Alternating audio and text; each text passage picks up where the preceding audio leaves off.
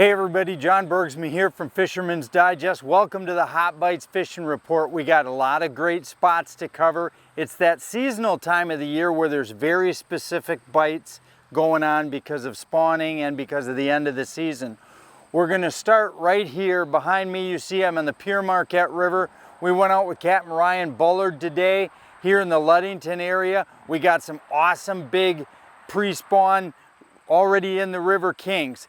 From there, we're going to head right up over the bridge, and we had an awesome day just this last Saturday up in Sault Ste Marie catching pink salmon with Captain Dane Stanaway and Captain Mike Smaginski. Now, if you slide just a little bit to the west, town of Curtis and the Manistique Lakes Recreation Area, Big and South Manistique Lake are going really well. This is always this time of year for perch. Perch and panfish on both lakes are really doing a good job right now.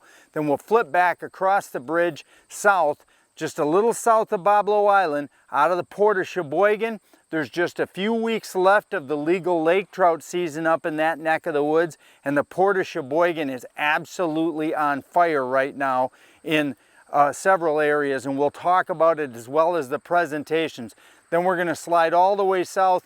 Captain Mark Rapson, it's a little bit towards the end of his season, and looks like most of the mature kings are already dumping into the pier heads and into the rivers, so that bite is kind of gone. But Mark keeps his boat in and keeps you entertained with coho out in front of the pier head coho, steelhead, as well as some juvenile kings and the ever-present lake trout. Stay tuned.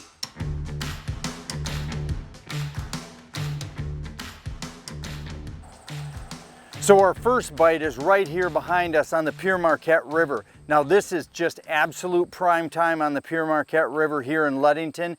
We've got mature kings that have run up.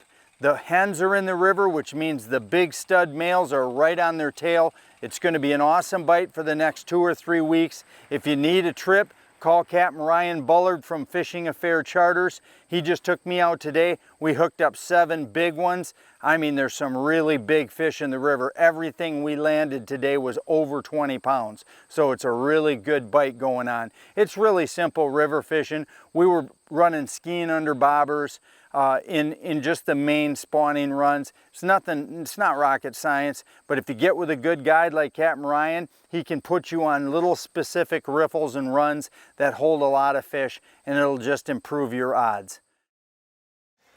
Here's our RWLT 100. This is our bracket, universal bracket for putting our hand liner reels on here, for putting our barbecue grills on here, for putting our fish cleaning stations on here. Just has our lift and turn knuckle system in here, so this is just real easy. It just lifts and turns parallel with the gunnel wall, or it'll come all the way inside the boat, so when we're docking, doesn't hit the side, doesn't hit any dock posts or interfere with anything. It's right back inside the boat. So really simple, but super strong, all machined aluminum. Be able to fish over the side of the boat and get everything right back inside. Hey, our next stop going on right now is just across the bridge in Sault Ste Marie. Now, just a couple of days ago, I was up on the head of the St. Mary's River, right there by the power plant and the rapids. We fished 2 or 3 different spots right at the top of the river there by the Soo Locks. And let me tell you what, the pink salmon action was fantastic. And they were really big. Probably the biggest pinks I've ever consistently caught cast after cast. We boated 31 fish in just 3 hours. Captain Dane, Captain Ken and I, we had a great time. We did try some non-productive areas, but that's what guides do. They're always looking to see if there's another spot they can catch fish. But when those guys take you out on their number 1 and 2 and 3 spots, it's lights out for nice pinks. So if you got nothing to do and you're looking for a unique experience, it's rod and hand combat fishing here. Similar to the Pure Marquette, which is, a bobber and a float and skiing and great big kings. Well, these are smaller, maybe 24-inch pinks, but you're using bass and walleye rods, lighter line, and it's just a different experience, but it's awesome and a lot of fun. So give these guys a call, head on up to Sault Ste Marie and have yourself an awesome experience. A full-featured fishing station, including a live well, places to work, and a place to store tools is a great feature if you're out fishing. I'm Captain Lance Valentine. Today I'm on the AnglerQuest family fish to show you the fish station. Integrated fish ruler, a live well with both freshwater pickup and recirculation, and a nice flat spot to work, to put tools, and to put tackle. Everything you need in the back of the boat to catch more fish. Be sure to check out the AnglerQuest family fish, the other models, and all the great features at your local AnglerQuest dealer.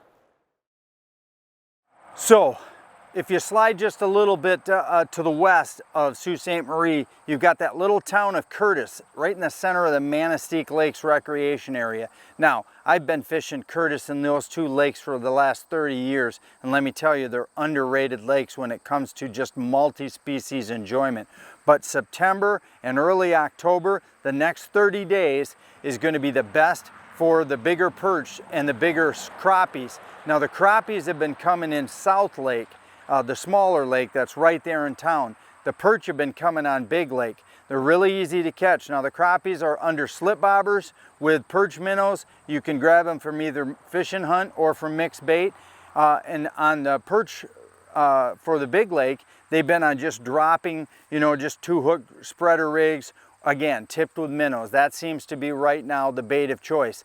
And you got to move around a little bit, but there's a lot of areas on that lake that you can do really well. You can fish right outside Anderson Bar, right on the edge of the weed line, the whole Anderson Bar from the log cabin campground all the way down to Burnt Island.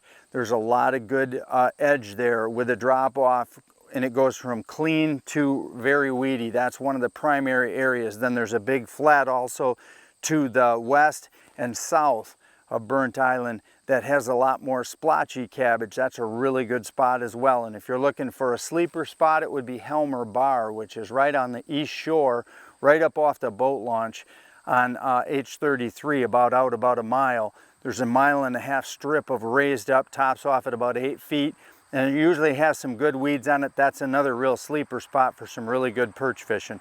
So one of those 3 spots should produce you fish with spreaders and minnows. Hey, are you in the market for a small outdoor shed, carport, or small storage building? Visit my friends up at Midwest Steel Carports. They'll travel anywhere in the Lower Peninsula to install your shed or carport for you. Visit them online at MidwestSteelCarports.com.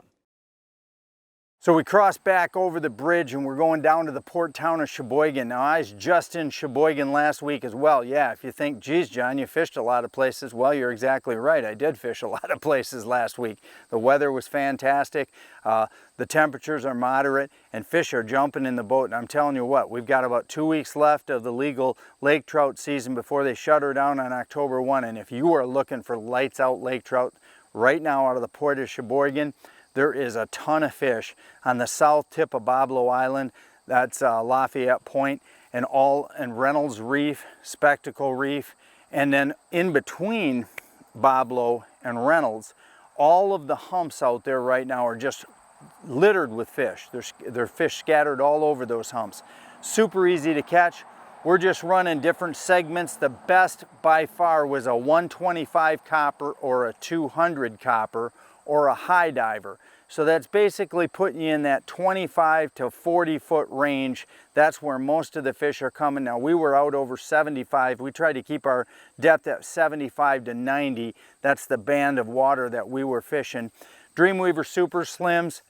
Listen, as long as you got something bright with some orange on it, that's been the key. Super Slims with orange on the bait somewhere has been the best presentation.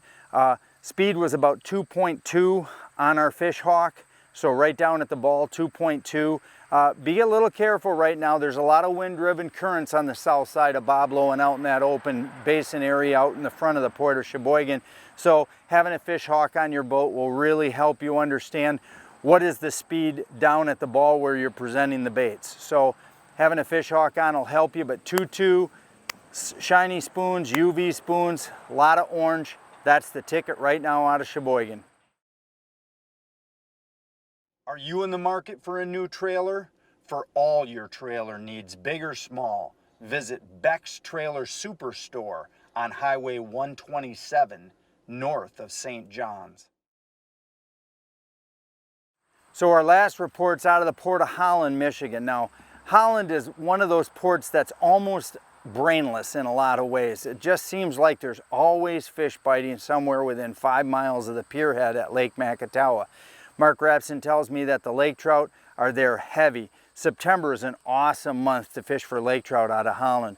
A lot of the big girls come close. It's nothing to be in 60 to 90 feet of water, which is not very far offshore, and really get into a good load of lakers. Typically it's from the port of Holland or the head at Macatawa, a little bit south down 2 to 6 miles, but again, you don't have to go far. You can pretty much set up right outside the pier heads in 60 and just start taking a bearing out towards 90 and do a slow out troll, not directly out, but a slow kind of a southwest troll. That'll get you slow gain on depth, and then just pay attention to your Garmin. I mean, wherever you're seeing the marks, there's usually a 10-15 foot band where the best marks are holding.